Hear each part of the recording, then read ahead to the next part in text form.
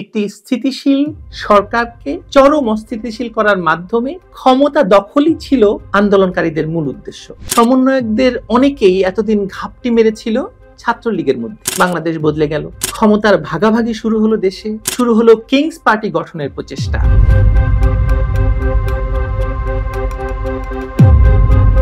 বিগত জুলাই মাসে রাষ্ট্র ক্ষমতা আসলে কারা দখল করেছে? আমি বাংলাদেশের রাষ্ট্র ক্ষমতার কথা বলছি। ডক্টর মোহাম্মদ ইউনূসের নেতৃত্বে গঠিত অন্তর্বর্তীকালীন সরকার, যাকে এখন আর অন্তর্বর্তী মনে করার কোনো কারণ নেই, তারা এই প্রশ্নের উত্তরে বলবে যে ছাত্র জনতার অভ্যুত্থানের মাধ্যমে শেখ হাসিনা সরকারের পতন ঘটানো হয়েছে এবং ডক্টর ইউনূসের নেতৃত্বে একটি সরকার গঠিত হয়েছে।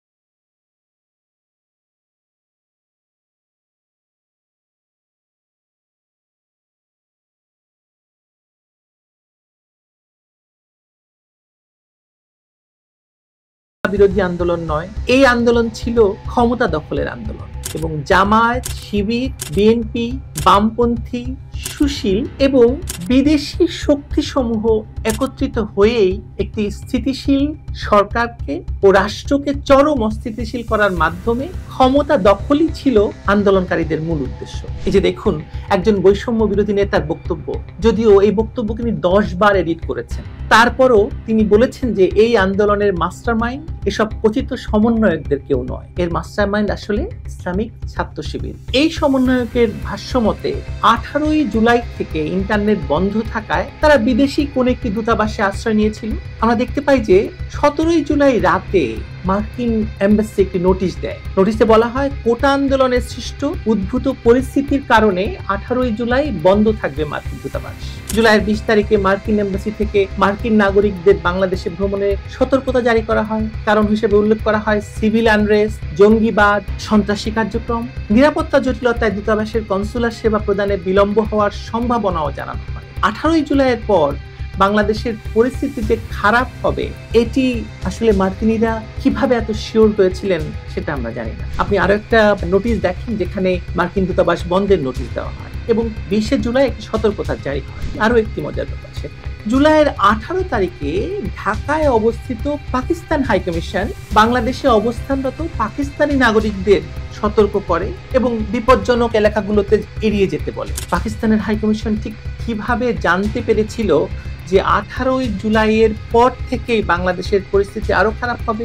আন্দোলনের সময় একটা তথ্য ছড়িয়ে পড়েছিল, আপনাদের মনে থাকার কথা, যে বাংলাদেশে পাকিস্তান দূতাবাসে আন্দোলনকারীরা আশ্রয় নিয়েছে। 3রা আগস্ট পাকিস্তান এম্বাসি থেকে বা হাইকমিশন থেকে তা অস্বীকার করে জানিয়ে দেওয়া হয় পাকিস্তান ওই আন্দোলনের যারা আন্দোলনকারী তাদেরকে আশ্রয় দেয়নি। এদিকে শেখ হাসিনা সরকারের পতনের পর সবার আগে পাকিস্তান হাইকমিশন থেকে বাংলাদেশের পক্ষে আছে জানিয়ে বিবৃতি দেওয়া হয়। ইতিমধ্যে শিবির এবং তথাকথিত বৈষম্য বিরোধী সমন্বয়কদের মধ্যে যোগাযোগ মাধ্যমে তুমুল বিতর্ক শুরু হয়েছে। কারণ একটি কিংস পার্টি গঠিত হচ্ছে, কে কার অবদান এই কিংস পার্টিতে কে থাকবে না থাকবে তা নিয়ে বিতর্ক শুরু হয়েছে এবং অনেক কিছু তারা বলে দিচ্ছে। কে কতটা কিভাবে গুজব ছড়িয়ে দিচ্ছিল, কিভাবে ঢাকা বিশ্ববিদ্যালয়ের শিক্ষকদের সাদা দলের প্রতিনিধিদের ডিবি অফিসে নিয়ে যাওয়া হয়েছিল, এসবের বিস্তারিত একে একে উন্মুক্ত হয়ে যাচ্ছে জনসম্মুখে। আরো মজার বিষয় কি জানেন?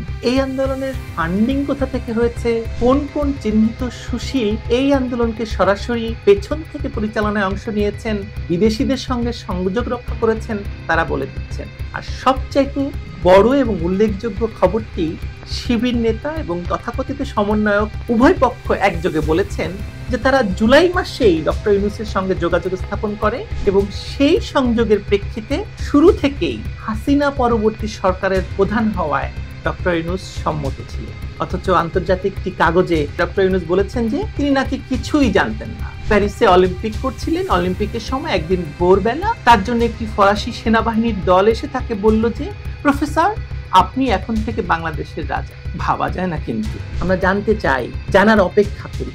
কিন্তু আমি যা দেখি আপনি কি তা দেখেন? চলেন মেলাই। আমি দেখতে পাই আজকে যেমন শেখ হাসিনা বা আওয়ামী লীগের সেই যে দাবি, এই আন্দোলন কোটার নয়, জামাত শিবির বিএনপির সরকার পতনের আন্দোলন, তা মিলে গেছে শিবির আর তথাকথিত সমন্বয়কদের কথার সঙ্গে। তেমনি এই দাবিও হয়তো মিলে যাবে যে সরকারি বাহিনী আত্মরক্ষার্থে আরেকটি ক্ষমতাসীন সরকার রক্ষায় যেটুকু শক্তি প্রয়োগ করেছিল তার চেয়ে কয়েক হাজার গুণ বেশি শক্তি, অর্থ এবং সমরাস্ত্রের ব্যবহার করেছে এই আন্দোলনে আজকে যারা বিজয়ী পক্ষ তারা। দেখবেন এই সত্য এলো বলে তখন আবার জিজ্ঞেস করব, আমি যা দেখি আপনিও কি তা দেখেন?